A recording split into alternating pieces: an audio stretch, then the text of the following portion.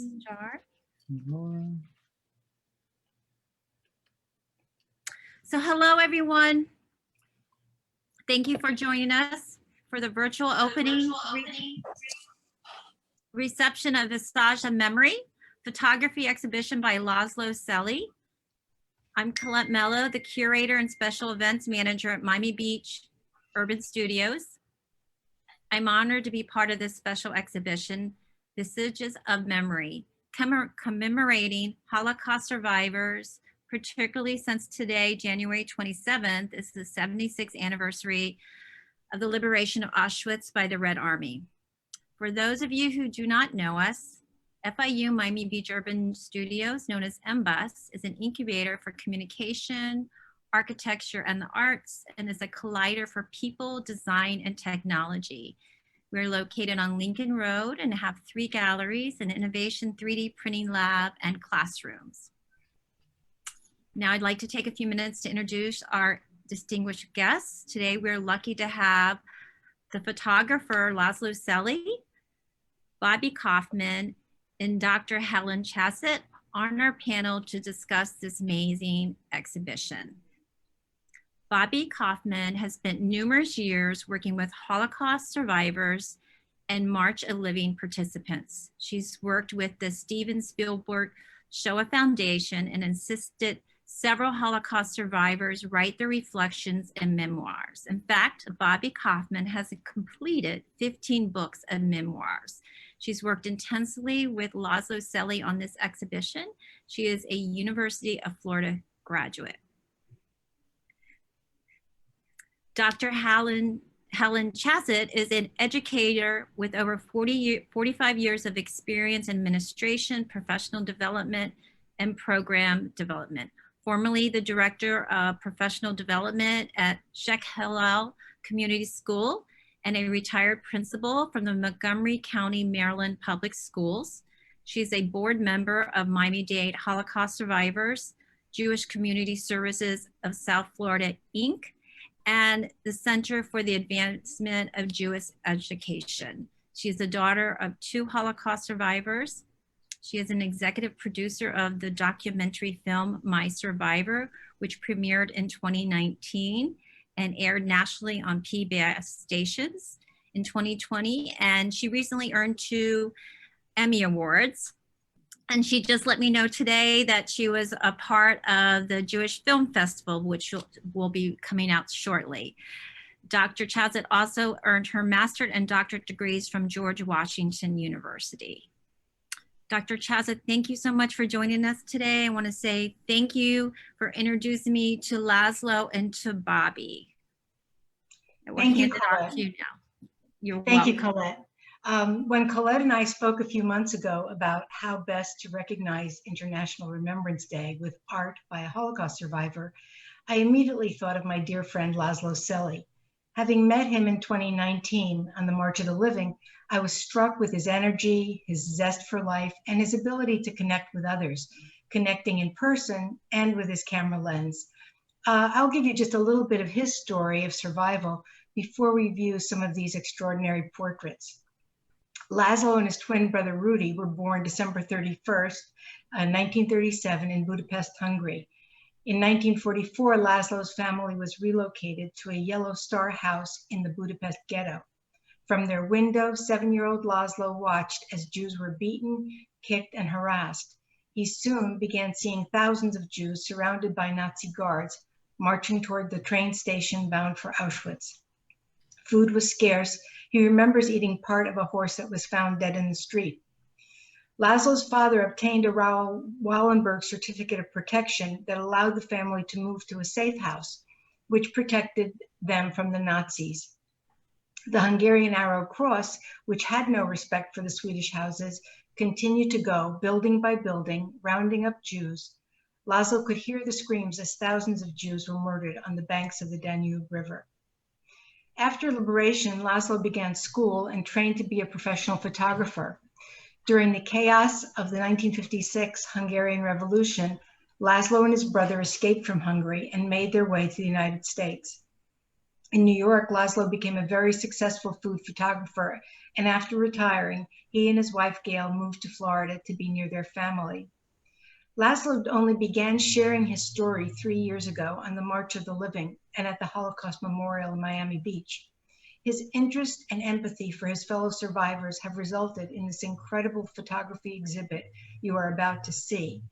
And you will hear a bit about some of the survivors whose spirits Laszlo captured so eloquently.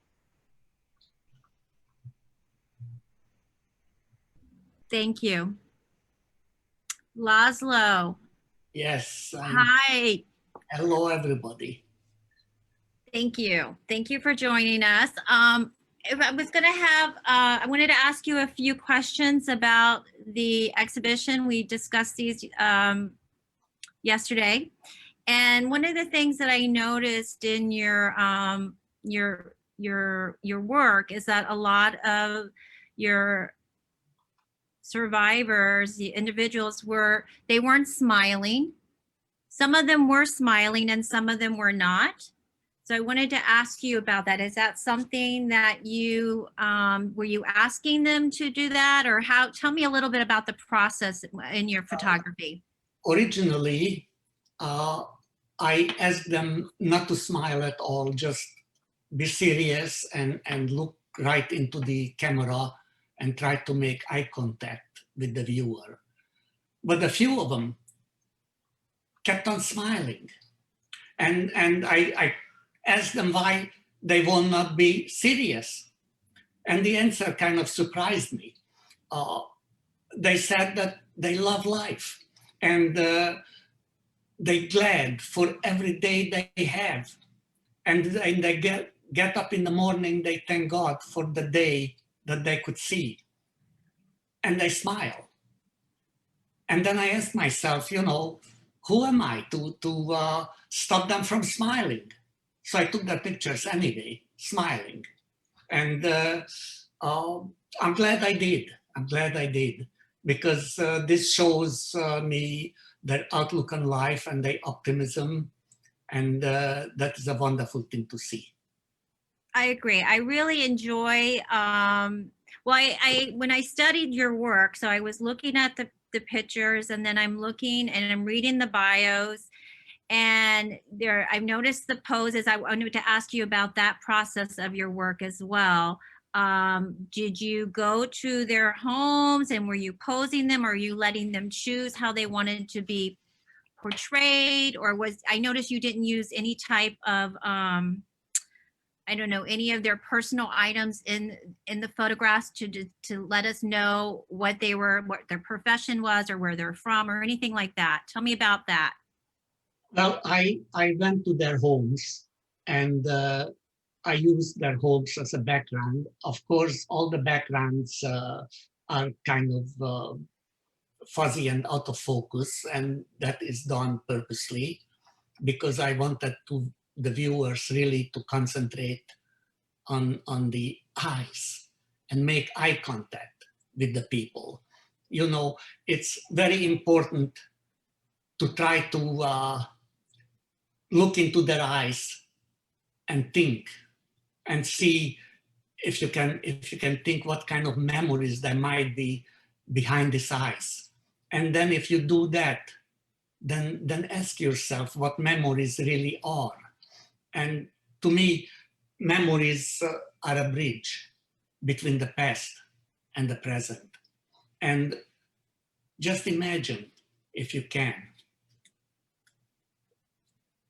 what it must feel like for these people to cross that bridge every night in their dreams. And if you can imagine that, then come and tell me the Holocaust never existed. So, and that's your title that you came up with, was? Actually, the title, I cannot take credit for it. The title was Helen, Chaset's creation. Oh, okay. Helen. We're great. We're collaborators. We're collaborators. Helen, I have to share the story. I don't know if all of you heard this, but one of my friends, Susan Nierenberg, I had mentioned to her what I was trying to do, and she connected me to Helen. and then Helen, and I was telling Helen, there's this photographer that I've heard about, and he's a mystery. I've been trying to track him down. And Helen is like, why, is that Laszlo? And I go, yes, I think it's Laszlo. And I'm like, do you know him? And she goes, yes, I do know him. So that's how this wonderful exhibition came out, is from all of these collaborative connections. So Laszlo, I was searching for you for a while, and I'm very lucky that I found you for this exhibition. I'm so glad you found me. Good, good. So let's talk about the project started in 2019. You want to talk about how the project started? The project started, quite frankly, one afternoon with my friend Laszlo Stern, who's, I believe, on somewhere around here. And we were talking, sitting in my living room and talking, and we decided that this would be a very interesting and good project. And he was my first victim. So I took his picture, and then we sat down with the computer and started to work up the look of the pictures, of how they should be. And we argued a little bit, not too much. And finally, what you will see is what came out. The pictures are very stark. The lighting is very contrasty and harsh. The pictures are quite difficult to look at, because it shows the ravages of the age and also the experiences that they had during the Holocaust. I did not use any retouching whatsoever. I did not make anybody, I did not alter anybody's look. So the pictures are very harsh, and I hope I will be forgiven for it by some of the people I photographed. Well, I think the images are beautiful.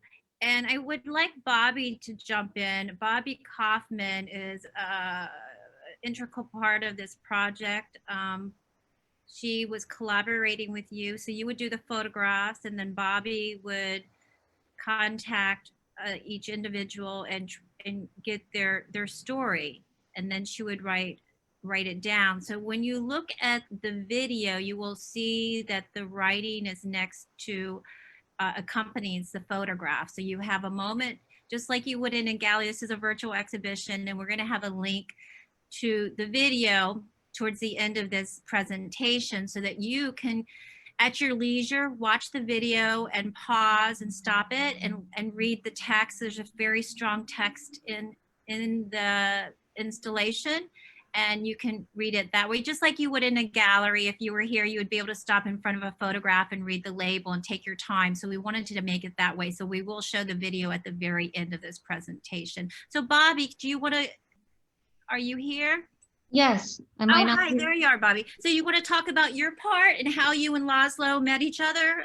Sure. Well, I helped Laszlo. I was the ghostwriter on Laszlo's memoir. But I think what's interesting, when Laszlo just said that he sat with Laszlo Stern at a computer to enhance the pictures, or to get them, manipulate them the way they really wanted to see them. I just really love the idea that two Holocaust survivors who met just by chance in New York are working together here in Miami, and they're learning every day on their computers. Learning and learning and learning new photographic techniques. And these are two men who trained as professional photographers in Hungary. And now they're here in Miami working together on computers, doing their photography. I just think that's fascinating to me. Well, Especially for young people to see that.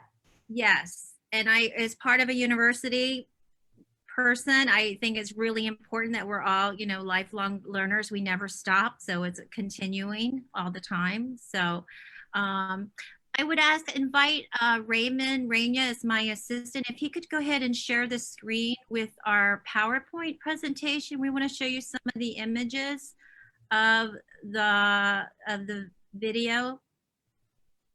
Thank you, Raymond. So this is Peter Tarjan, and I met Peter at the same time that I met Laszlo on the March of the Living, the Leo Martin March of the Living in 2019. Peter was born also in Budapest, Hungary, May 28th, 1936. And in the fall of 44, Peter's father was taken for slave labor and never seen again. Like Laszlo, in November of 44, Peter and his mother moved to a Raoul Wallenberg safe house near the Danube River, and they shared a 3-room apartment with 72 people.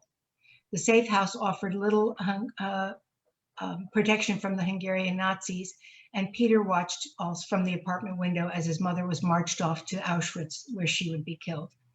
With help from his mother's friend, Peter was moved to an orphanage, and when the orphanage was evacuated, Peter made his own way to a friend's apartment, where he hid until liberation in January 1945. At that time, he was 8 years old. Peter studied for the next 8 years under Soviet rule, and in 1956, he took part in the 56 Hungarian uprising and escaped to Austria. He then immigrated to the United States, where he earned a PhD in biomedical engineering. He's an artist and a professor at the University of Miami. Peter is married and has 2 sons. He has shared his story with hundreds of young people in classroom visits at the University of Miami Holocaust Survivors Student Internship Program and the March of the Living. But the most amazing thing about Peter is that when he accompanies the teens on the march in Israel, he walks all the way up to Masada and down again. You can see that youth and that energy in his eyes.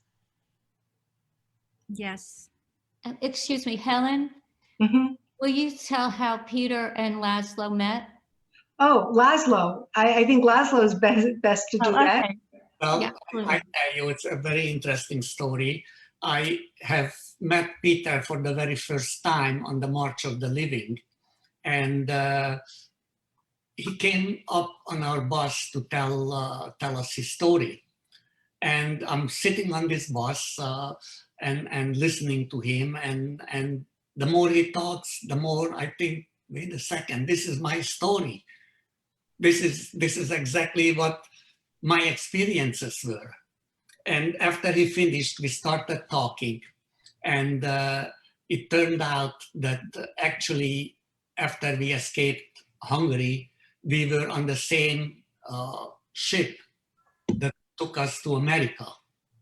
But we didn't know that at that time. We did not know each other at that time. So all of a sudden, it became very obvious that we come from the same place and we had almost the same experiences. And we have been friends ever since.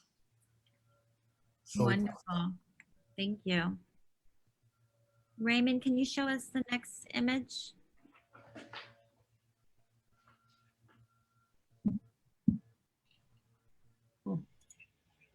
There we go.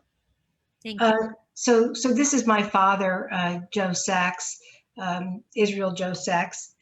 He was born in Przyrów, Poland in March of 26. And in 1939, after traveling east in a failed attempt to outrun the Nazis, his family returned home to find their synagogue burned down and Jews being attacked, arrested, and murdered in the streets. The family was forced into the Sosnovich ghetto.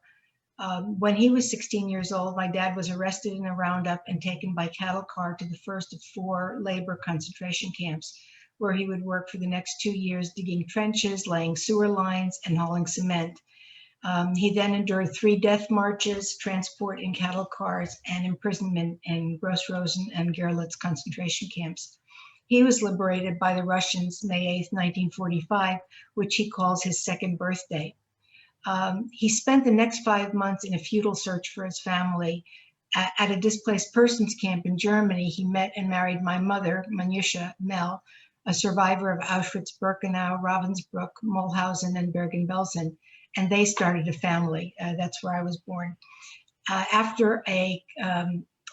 We emigrated to the United States in '49 where my brother was born, and after a career in the garment industry, Joe became a tireless advocate for Holocaust survivors and Holocaust education, acting as a docent at the Holocaust Memorial Miami Beach, speaking to thousands of teens and adults, accompanying them on the March of the Living, and founding the Miami-Dade Holocaust Survivors.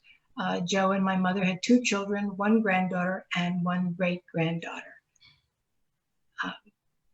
So that's where you get your calling for, as well as working with survivors. I guess I'd like to get Magda Bader in. She's having trouble getting in, and she's Oh, yeah. the next one. Is she in? Do you have her in the waiting room? I don't see that she's waiting in the waiting room. Okay. Okay. We'll send it to her later, I guess. Okay. So, are we ready to move to the next image? Yes. Okay. Raymond. So this is Magda Bader, a beautiful woman, always looks wonderful. And I met Magda here about 13 years ago at some of the events that the Miami-Dade Holocaust survivors had.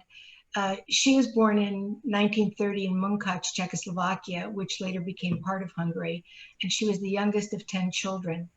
In April 1944, after a short time in the ghetto, the family was marched to an open field where they were jammed into cattle cars bound for Auschwitz. On the march, Magda's grandfather fell and had to be left behind. They never saw him again.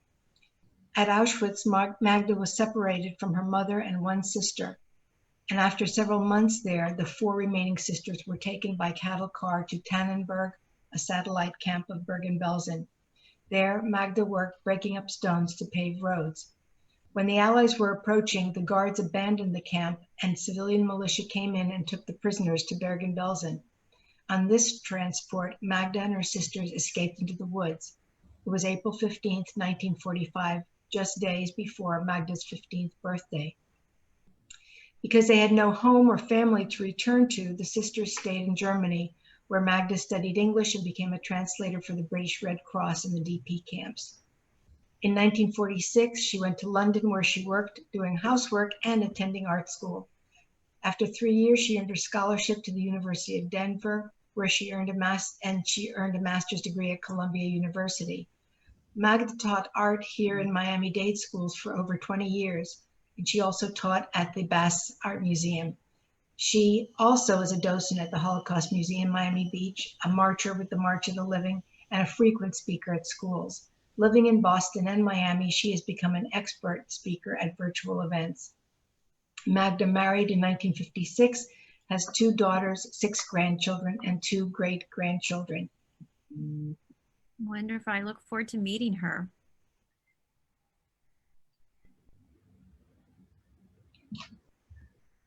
Thank you.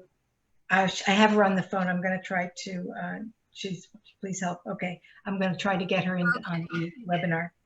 Can we, Raymond, move to the next image? Yeah, of course.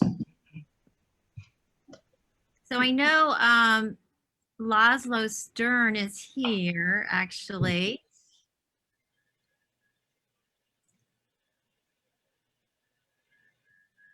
Who would, Laszlo, do you want to tell the story? How you met Laszlo Stern? Of course, it was quite some years ago when we were both commercial photographers in New York, and I knew of him, but I did not know him. And my first impulse was that I'm going to sue this man because his studio was called Laszlo Studio, and my name is Laszlo. So when I tried to do that, my attorney advised me that I can't do it because his name is Laszlo also. And so nothing came out of that.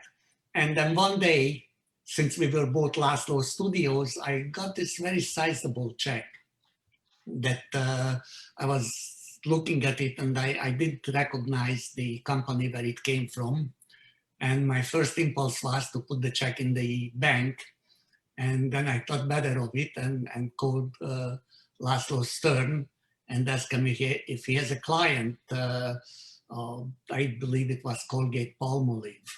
And he said, yes, of course, it's his client. So I told him, I have a big check here for you. Please come and get it. And he did. And we started talking and we became friends. And sometime later, he needed a new studio. And I had a 4,000 square foot loft at that time in Midtown Manhattan. So I sold him half of it, and we had our studios side by side. And we had a door between the studios that was really never locked. And we ran in and out of each other's places, and every time we needed something, immediately we ran over to each other and grabbed it, or we needed some information about something or some ideas of how to handle something. We became very, very good friends, and that friendship has remained now, I believe, almost 30 years, if maybe not, maybe even longer. That's a wonderful story. And he was one of your first guests in the room today, just so you know. So he's wonderful. Raymond, can we go to the next image? Yeah, of course. Thank you. So we have Vera Hunt. I think, Bobbi, you said you wanted to talk. Yes. I met Vera when I was, when Laszlo told me he had taken her picture and wanted me to go and meet and at least speak to all the survivors of the pictures. But there was 32 of them, and then the COVID pandemic started. So I had to meet most of them by talking to them on the phone. But Vera, I got to meet in person.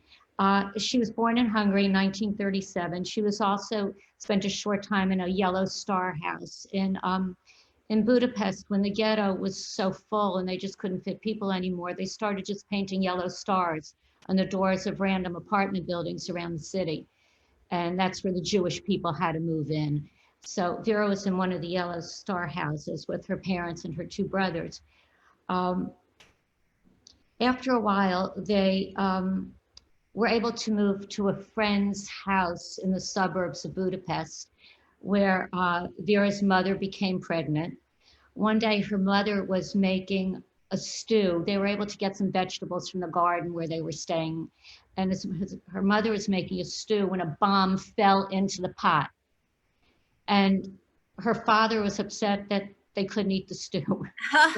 That was the upsetting part of it. I thought that was pretty unusual. At least he had a sense of humor with all of the. Yes, well, she had some funny things to say.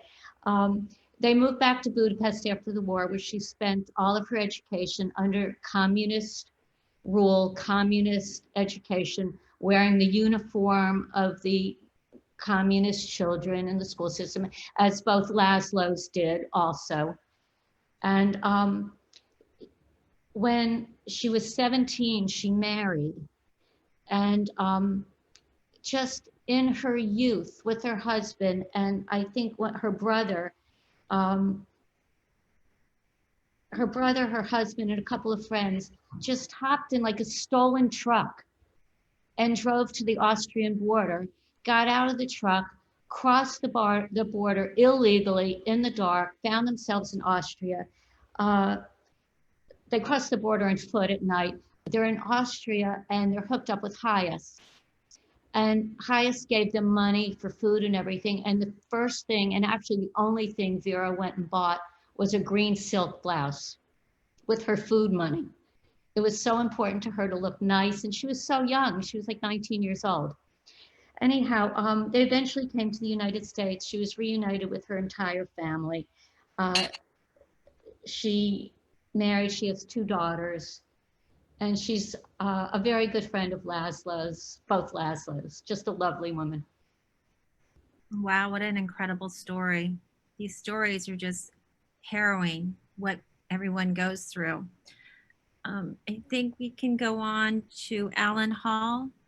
Sure. Alan Hall was born 1935 in Krakow. They tried to flee from the Nazis. The parent, they walked like 200 miles trying to go east, away from the Nazis, which was not successful. They ended up in Lvov, where Alan, who was an only child, was picked up in the first pogrom in the Lvov ghetto. His father had some money, was able to get him out. They went back to Warsaw, where Alan and his mother were taken off the street to be transported to Treblinka. For some reason, the train stopped running. Alan's mother didn't know what to do with him, took him to an orphanage in the Warsaw Ghetto. I don't think it was Korczak's orphanage, but he was in an orphanage in the ghetto. His father, passing as Aryan, his father went to a friend that he knew, a doctor that he knew, and said, "You've got to fix my nose." And with no anesthesia, nothing, he broke his father's nose, reset it, so he could look more Aryan. His father rented an office in the building that also housed the Nazi headquarters in Warsaw. Alan and his mother spent 18 months in a closet in that office. They would come out at night when the building was empty. They would come out into the office from the closet. He didn't, for 18 months, he saw no sunlight. They ate whatever scraps they could find in the garbage cans behind the building. Alan sat in a closet day and night for 18 months playing cat's cradle with his mother. They couldn't even talk because someone in the building might hear. Okay, they're liberated. They decide to stay in Poland, where his father wants to rebuild the country, goes to work for the government. Of course, the Soviets say, "No, we don't want any Poles in the government. Take his father and put him in jail." And they say, if he tries to escape from jail, we're going to take your children and kill you.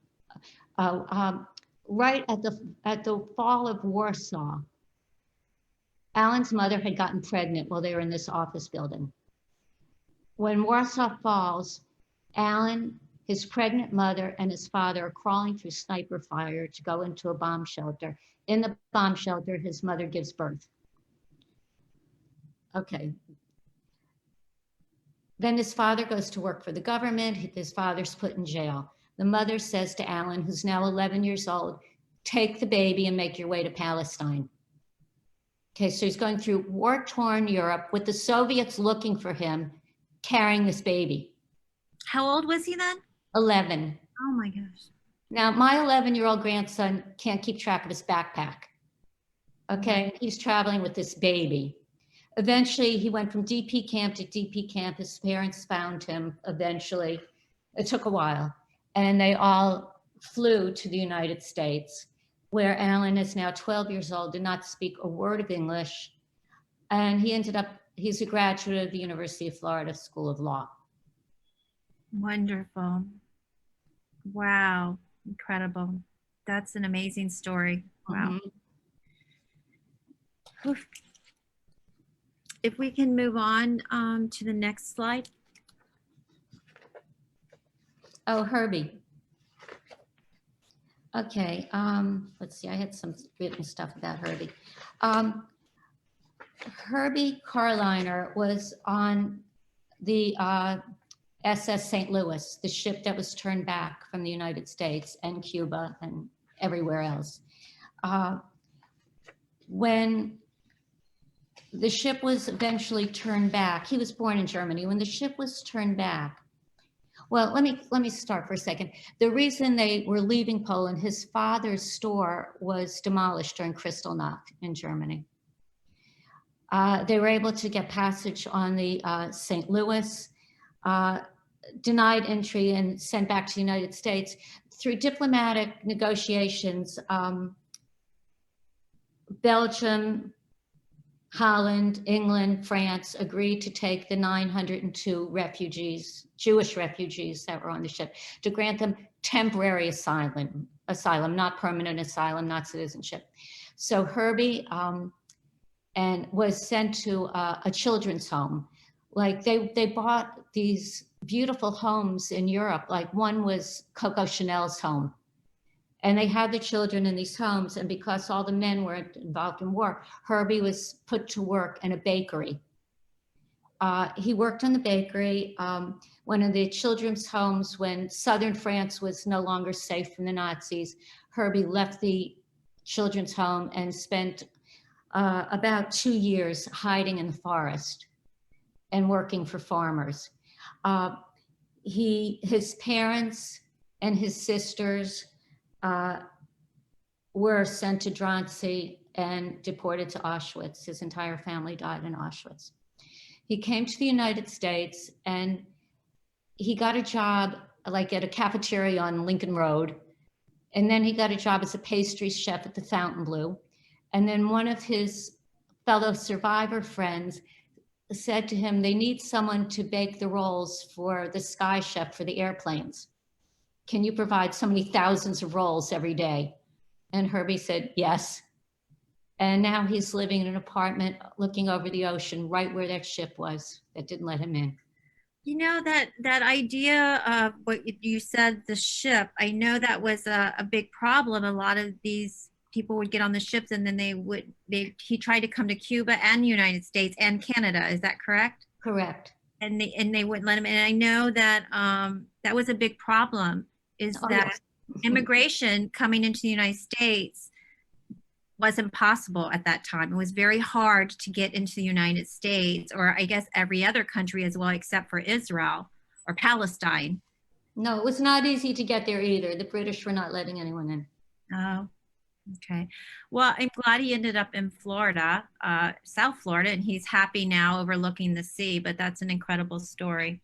And Herbie and the next person you're going to see also work with my father on the board of the Miami-Dade Holocaust Survivors. And Herbie was always very successful in bringing to the gatherings of Cafe Europa the ambassador from the consul general from Israel and the consul general from Germany. So he made sure we had all of our national and international political officials there. Wonderful. I think the next person is Alex. Yes. Oh, Alex Gross. Alex, something very interesting about Alex is that he was one of 7 children, 6 boys and 1 girl. They were all taken from their home. They were in the Carpathian Mountains of Czechoslovakia. They were all taken by cattle car to Auschwitz, the entire family. Their parents did not survive Auschwitz, but all 7 siblings survived and they all returned home. And they all made it to the United States, except one of the brothers who was in love with someone there and said, I can't go just yet. So he married in Czechoslovakia and was stuck there for 25 years before the fall of the Soviet Union and he could get to the United States. And a little bit of a parallel story, one of his nephews was Alan Gross, was the Alan Gross who was in prison in Cuba for all these years and was released a year or 2 ago. Wow. And he's wearing a veteran cap. Yes. He came to the United States, and in 1949, he came to the United States, and then the Korean conflict began. And he enrolled in the United States military. And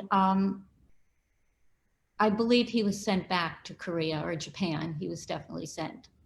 And he was a very proud veteran and very proud of serving this country. He, actually, my sister married one of the nephews also. So I'm part of the Gross family. I love his smile. His smile. And I know it's one of those half smiles from like Mona Lisa that you see. It's a very intriguing. He was really captured my imagination. He's one of the happiest people you ever want to meet. And I'm going to digress from our plan a little bit to tell you that Alex and his brothers came to the United States, built a very, very successful real estate development company. They built a lot of Atlanta to the point where they had to have their own plane to go see all their properties. But with all that success, on one of the properties, his like 13-year-old son was killed in an accident with some of the equipment on the property. And his wife, who was showing some of the properties for sale, was murdered while she was sitting on a property. Oh my God. And this man gets up every day with a smile on his face and a good word for everyone. Wow, that's incredible. He's remarried to a lovely woman now. So That's good. Wow, I'm glad that he's happy going through all of that. It's incredible. So, mhm. our last image that we're going to show today is Jack. Yes, thank you. Oh, Jack Boxall. Jack is the sweetest person. He was born in Poland in 1924, but he wasn't sure when he was born. So we figured it out, and he did some research, and it turns out he's so excited. He's only 96, not 99.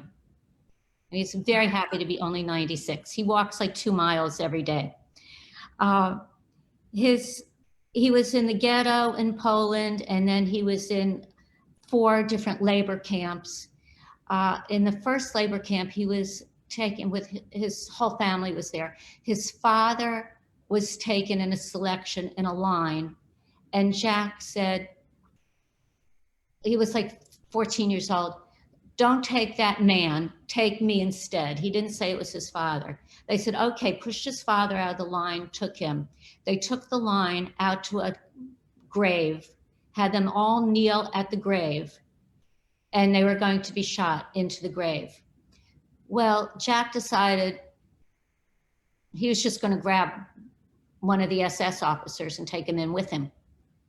And he did. And the SS started saying, don't shoot, because she'll shoot me too. And he was able to jump out of the grave and run into the forest. He spent several months alone in the forest, knew he could not survive any longer, and went back to a labor camp, joined the labor camp. Worked there, unloading the coal from the railroad cars. He noticed that he could see the guards walking around the perimeter of the camp, and he said he was going to escape.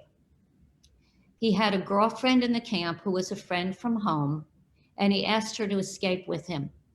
And she said, no, I look too Jewish. I can't escape. I'll be caught. And they had a discussion about it. He says, how do we know it's the right thing? Is it better, are we safer escaping or safer staying? He escaped, she stayed. He spent the next 2 years in the forest. 15 of them went together into the forest. 6 came out alive. His wife, his future wife, Sabina, ended up at Auschwitz. She did survive. They met again after the war. They married, they came to the United States. He became very, very successful in business and scrap metal in Dayton, Ohio. And they have 2 sons and a daughter. Sabina, his wife, died 7 years ago. But he's here, he splits his time between his house in the Hamptons and his house here in Miami, and he just loves every minute of his life right now. Wow. A common theme through all of these is courageous, resilience, tenacity. It's just amazing, these stories. I'm so glad that we're able to highlight them with this exhibition. I want to go ahead and open it up to some comments or questions. If anyone has a question, you can put that through our chat. And I do have a comment that I'll take to Laszlo. Raymond, I think you can stop sharing the screen. So I have a comment for you, Laszlo. Let's see, hold on. What happened to it? Oh, here it is. Stunning images, Laszlo. They wear their wrinkles with pride, and their eyes scream out the unparalleled humanity in spite of the horrors they endured. Wonderful. And I agree with that. It's true.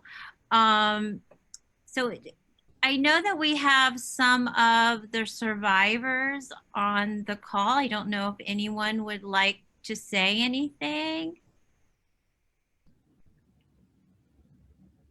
If you would like to, you can, I know Laszlo was here early. Oh, there's Magda.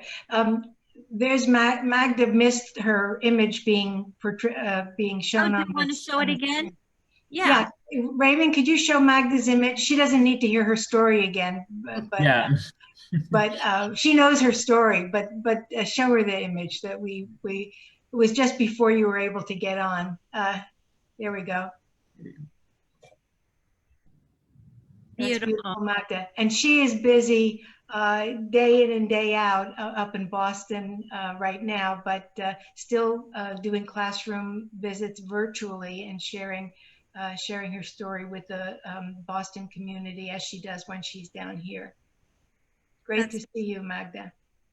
Yes, thank you so much for joining us. It's a beautiful, beautiful picture and a wonderful story, life story, and how you're able to overcome these horrible obstacles that you overcame.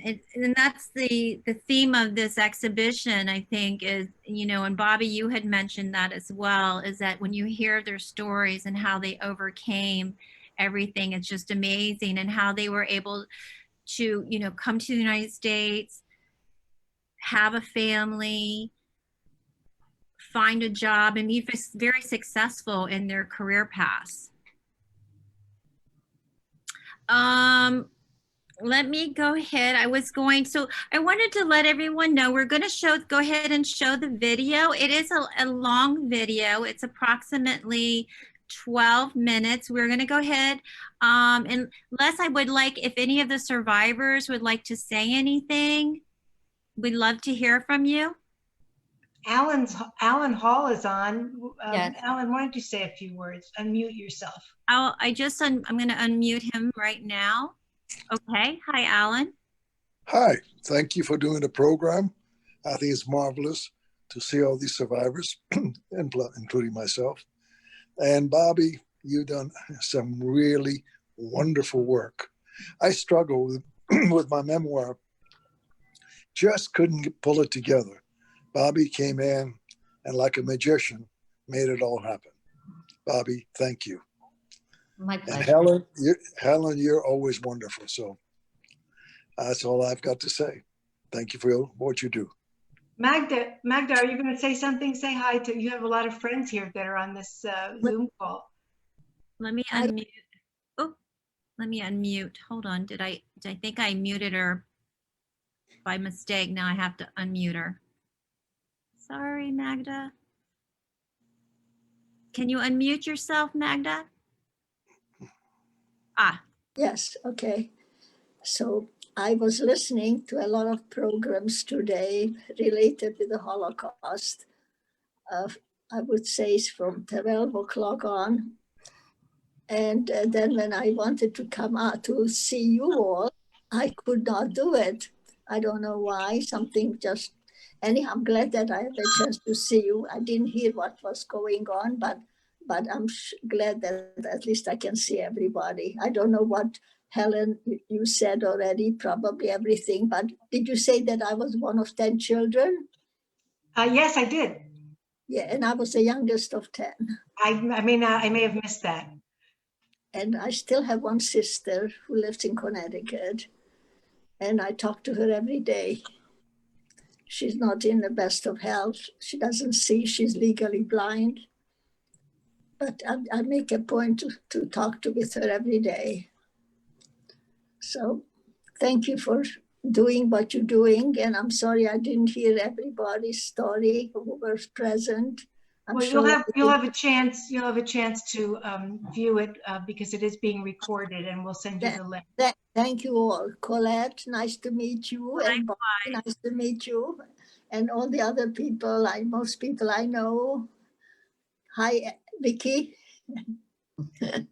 Thank you, Magda. It's a pleasure to have you here and a pleasure to have everyone here. So what we're going to do, as I had mentioned, we're going to post the video in the chat room so that you can click on it, but don't click on it yet because I wanted, so I just wanted to share that you can watch it at your leisure. You can take your cursor and you can hit the pause button and you can read all of the text.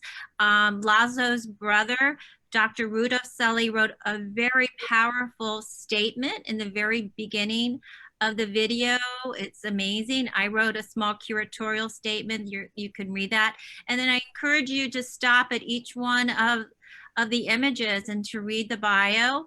And then you can just go through, and there's some beautiful music that Jason Calloway is a resident musician here at Miami Beach Urban Studios that he provided for us. So it's part of the video. So I hope you all will enjoy that. And I would like to invite you all to go ahead and unmute yourself. Let me see if I can do that now. Raymond, I may need your assistance. Hold on. And we can give everyone a virtual round of applause. Let's see. It should, yeah. Oh, you did it? Perfect.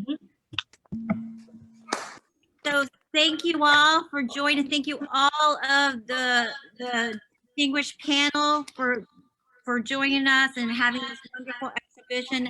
I thank all of the survivors for sharing their stories and their pictures with us. I hope you all have a wonderful evening.